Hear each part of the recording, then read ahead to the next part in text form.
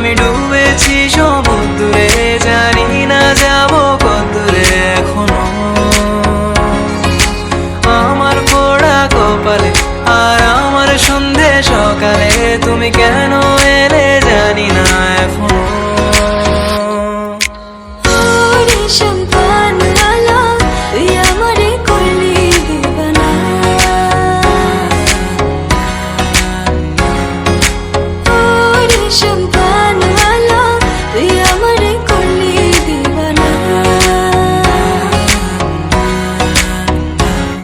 এলো মেঘ যে এলো ঘিরে বৃষ্টি সুরে সুরে